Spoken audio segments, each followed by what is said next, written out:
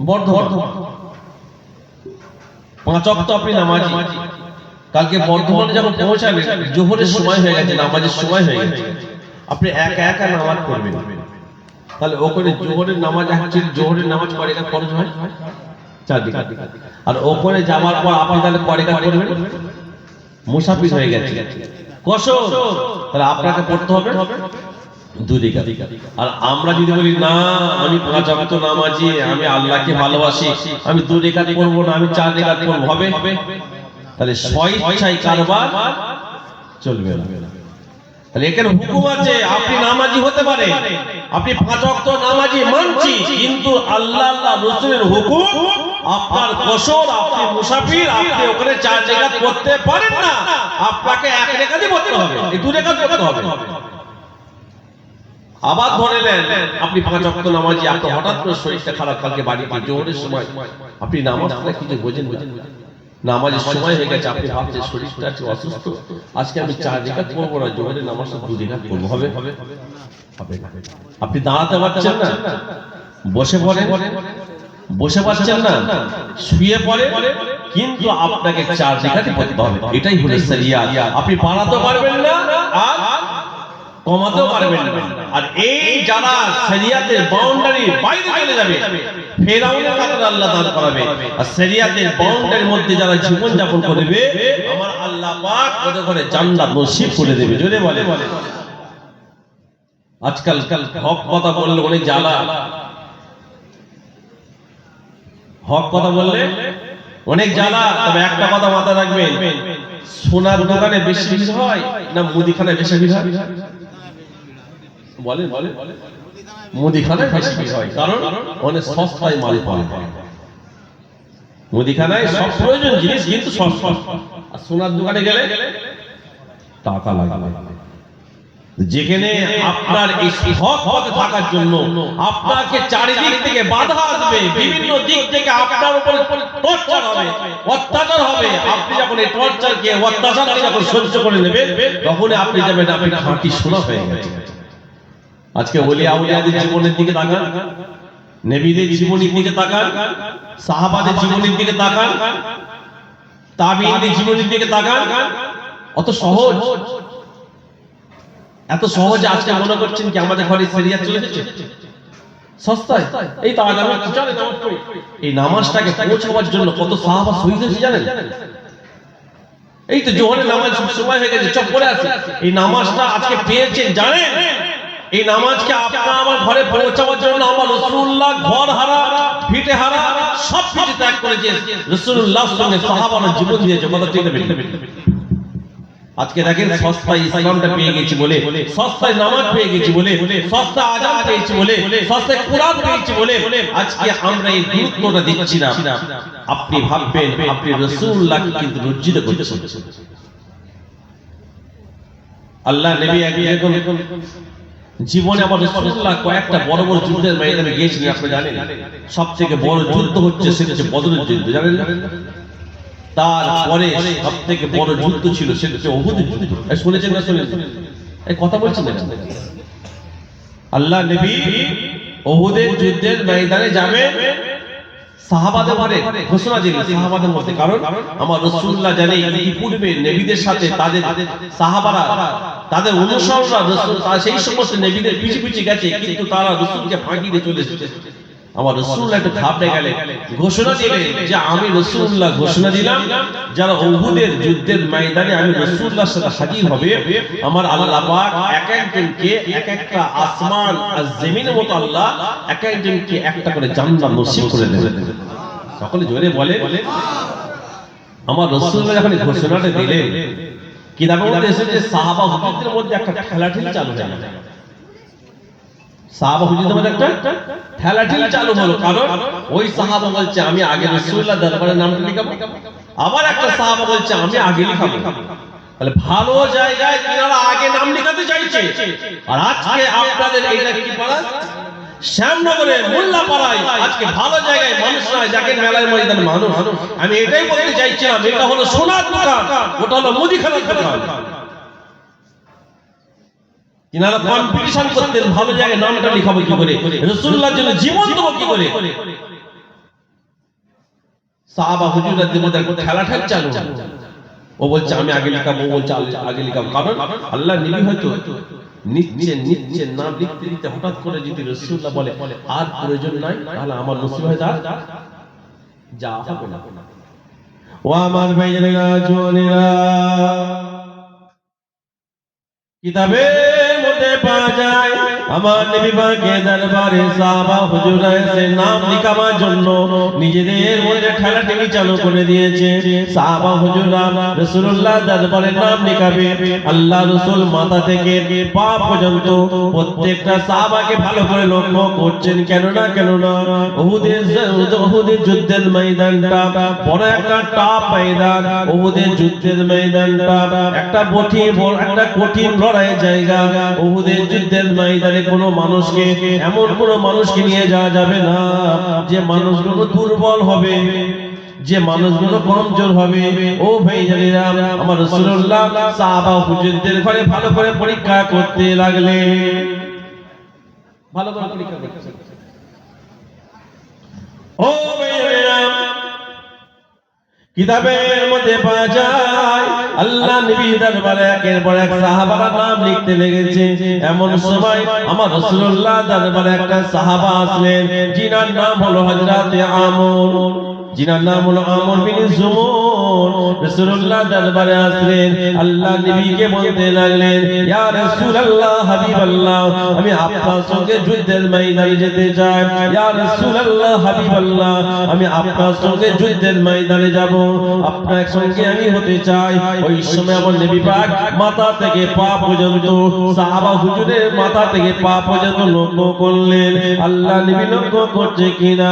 আমার রাসূলুল্লাহ সাহাবাকে দেখার পরে বলতে লাগলেন, আমার সাহাবা, না না না না, আমি রাসূলুল্লাহ তোমাকে যুদ্ধের ময়দানে যাবার পারমিশন দিতে পারবো না। আমি রাসূলুল্লাহ তোমাকে যুদ্ধের ময়দানে যাবার পারমিশন দিতে পারবো না।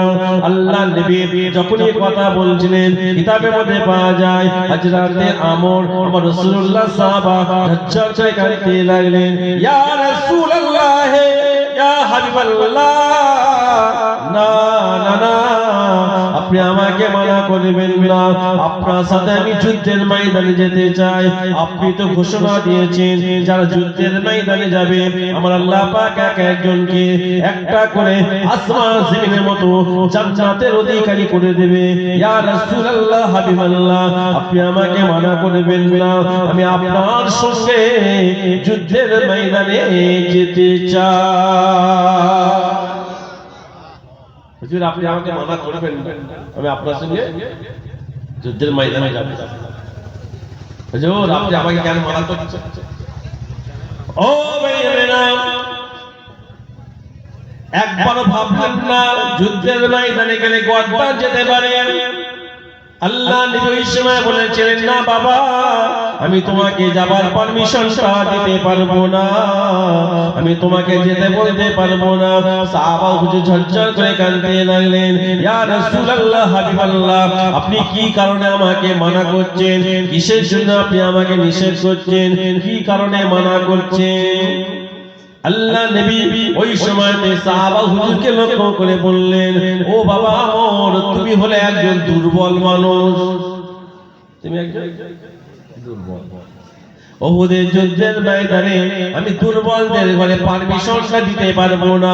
কেননা শত্রু পক্ষ যদি দুর্বল বুঝে নেয় তাহলে তাদের ক্ষমতা আরো বেড়ে যাবে। হযরতে আমর বিন জুমুর বলতে লাগলেন, ইয়া রাসূলুল্লাহ হাবিবাল্লাহ, আপনি আমাকে দুর্বল কেন বলছেন? আপনি আমাকে দুর্বল কেন মনে করছেন? কিতাবের মধ্যে পাওয়া যায় রাসূলুল্লাহ ওই সাহাবা হযরতে আমর বিন জুমুরের একটা পা ছিল না ভাইজান, কাটা। এটা পাঁচ। তাহলে যাদের দুটো পা আছে তাদের থেকে যাদের একটা পা, তারা দুর্বল হবে না? হবে না? একটা পা। ও ভাইরা, আল্লাহ নবী ইসমাঈল বলেছিলেন, বাবা আমর, তোমার তো একটা পা নাই, আমি রাসূলুল্লাহ তোমাকে যাওয়ার পারমিশনটা দিতে পারবো না। হযরতে আমর বিন মুজাজ্জাল করে কাঁদতে লাগলেন। ও শামনগরের মোল্লাপাড়া মানুষেরা একটু ঠান্ডা মাথায় একটু বুঝে নেন, হযরতে আমর রাসূলুল্লাহর ওই সাহাবা একবার তো চিন্তা করতে পারতেন যে আমার তো একটা পা নাই, যুদ্ধের ময়দানে গেলে আরেকটা পা যেতে পারে। আমার তো একটা পা নাই, যুদ্ধের ময়দানে গেলে একটা হাত যেতে পারে, যুদ্ধের ময়দানে গেলে আমার গর্দান যেতে পারে। না না না, তিনারা দুনিয়া দুনিয়া দুনিয়ার কথা ভাবে না। তিনাদের একটাই চিন্তা ছিল, দুনিয়া আসল জায়গা নয়, আসল জায়গা হলো আখিরাত। আসল জায়গা কোথায়? আখিরাত। দুনিয়ার ক্ষয়ক্ষতি না করলে আখিরাত মিলবে না, দুনিয়ার ক্ষয়ক্ষতি করলে তবে আখিরাত পাওয়া যাবে। খবরদার খবরদার, আজকে আমরা দুনিয়ার মধ্যে ডুবে গেছি, কথা ঠিক না বেটি? দুনিয়া দুনিয়া দুনিয়াটাকে ভালো করে একটু বুঝে নেন। কিতাবে পাওয়া যায় আল্লাহ নবী একটা দিকে একটা ফাঁকা জায়গায় বসে আছেন, একটা ফাঁকা মরুভূমি এলাকায় আল্লাহ নবী একা একা বসে আছেন। এমন তো অবস্থায় রাসূলুল্লাহ প্রধান খলিফা সিদ্দিক আকবর হযরতে আবু বকর সিদ্দিক এমন তো অবস্থায় রাস্তা দিয়ে চলে যাচ্ছিলেন। দূর থেকে যখন দেখতে পেলেন আমার রাসূলুল্লাহ একা বসে আছে, হযরতে আবু বকর সিদ্দিক চিন্তা করছে আল্লাহ নবী আজকে একা আছে, আমি রাসূলুল্লাহর সঙ্গে দুটো মন খুলে কথা বলবো। আজকে আল্লাহ রাসূল একা আছে, আমি রাসূলুল্লাহর সঙ্গে একটু আরামের সঙ্গে কথা বলবো। ও ভাইয়েরা, হযরতে আবু বকর সিদ্দিক গুটি গুটি পা নিয়ে আমার নবী পাকের দিকে যখন এগিয়ে যাচ্ছে, এমন তো অবস্থা আমার রাসূলুল্লাহ বলতে লাগলেন, না খবরদার খবরদার, আমার কাছে তুমি আসবে না, আমি তোমাকে পছন্দ করি না।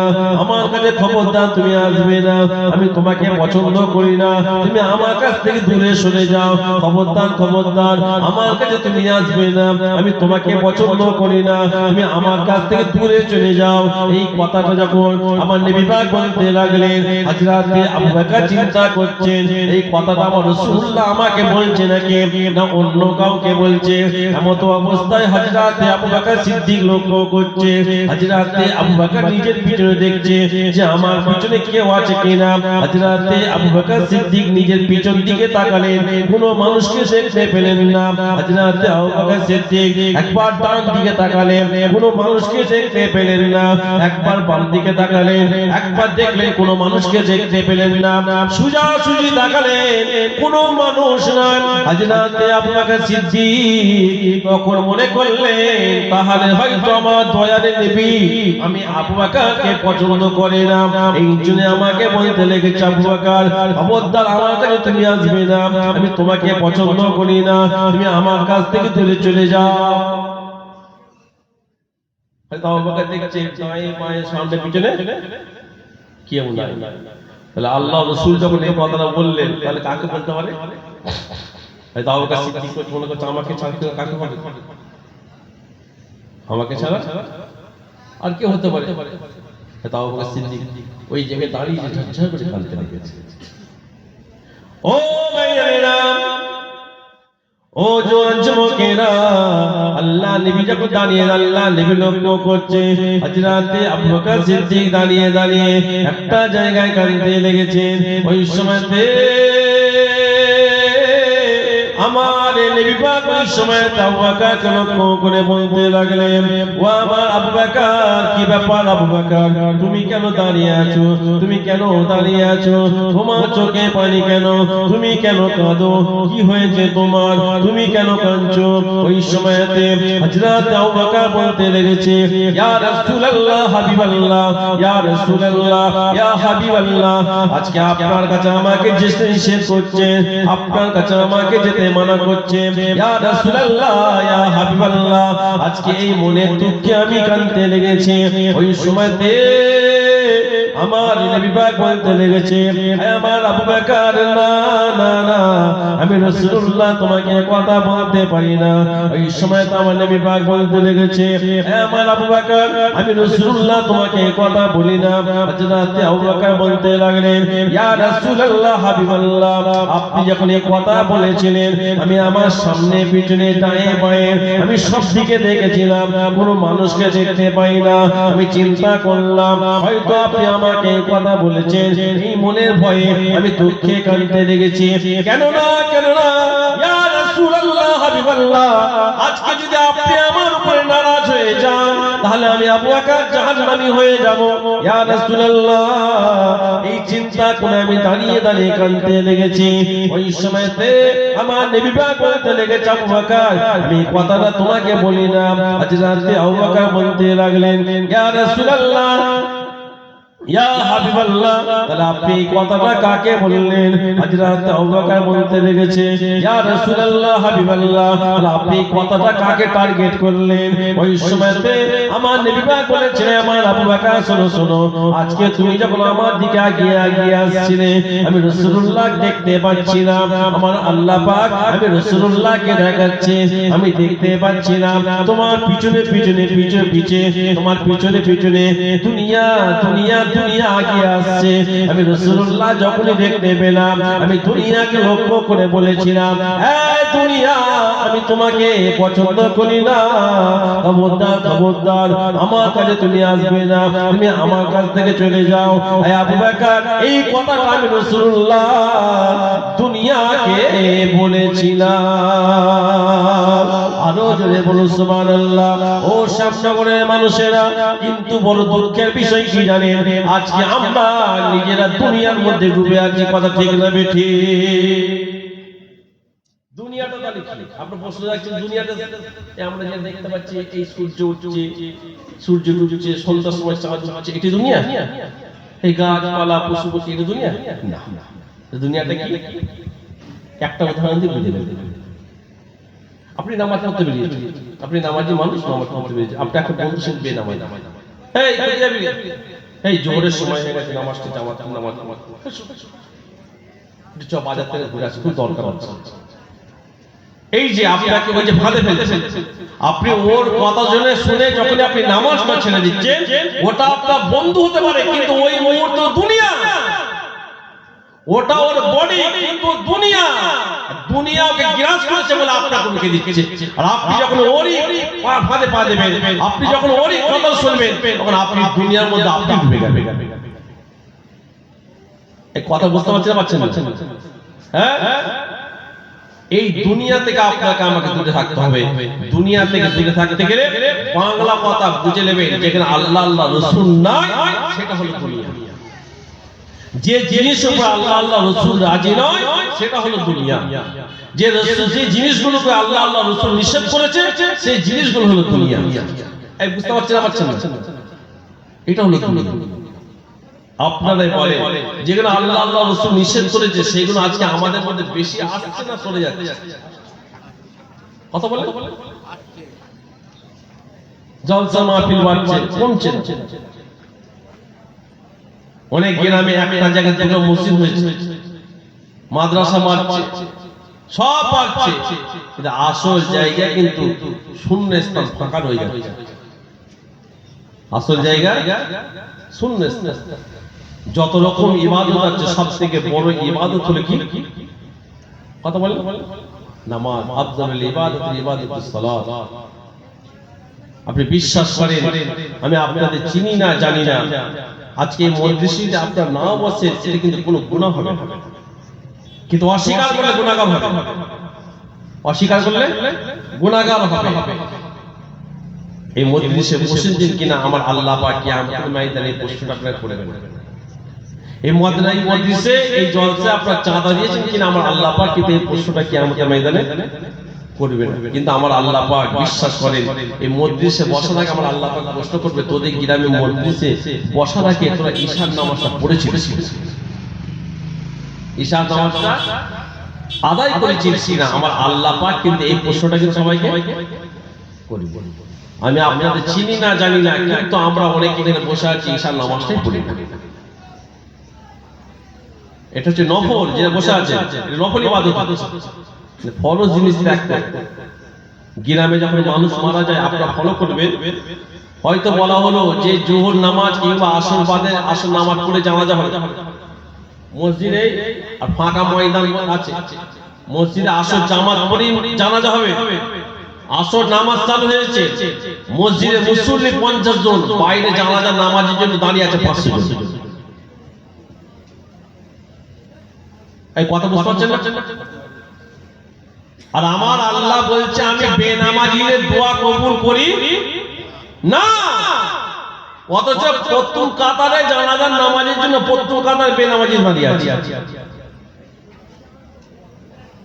ও আমার ভাইরা জোরেরা, ভুল বুঝবেন না, খারাপ নেবেন না, আপনাদের ঘরে জোরহার করে বলে যায় বিশ্বাস করে আপনাদের সাথে আমার কোনো শত্রুতা নাই, তবে আপনাদের সঙ্গে আমাদের একটা সম্পর্ক আছে, যে সম্পর্কটা আমার বেটা জান মুজাদ্দিদ জামান করে দিয়েছে, যে সম্পর্কটা আপনার সঙ্গে আমাদের সঙ্গে মুজাদ্দিদ জামান সম্পর্কটা করেছে, সেই সম্পর্কের সূত্রে আপনাদের ঘরে বলে যায় বিশ্বাস করে কাল কিয়ামতের ময়দানে মাহশারের ময়দানে আপনার ভাই আপনার বিরুদ্ধে আল্লাহর কাছে নালিশ করবে কি জানি না, কাল কিয়ামতের ময়দানে মাহশারের ময়দানে আপনার বিরুদ্ধে আল্লাহ পাকের কাছে আপনার পাড়া প্রতিবেশী নালিশ করবে কি জানি না, তবে এটা মাথায় রেখে দেন কাল কিয়ামতের ময়দানে আপনার বিরুদ্ধে আপনার গ্রামের মসজিদটা আল্লাহ পাকের কাছে নালিশ করবে। আল্লাহ পাক আপনি এদের করে জান্নাত দেবেন না, আল্লাহ আপনি এদের করে জান্নাত দেবেন না। আমার আল্লাহ পাক মসজিদকে প্রশ্ন করবে, কেননা কিতাবের মধ্যে পাওয়া যায় মসজিদের জুবান খুলে যাবে, মসজিদকে আমার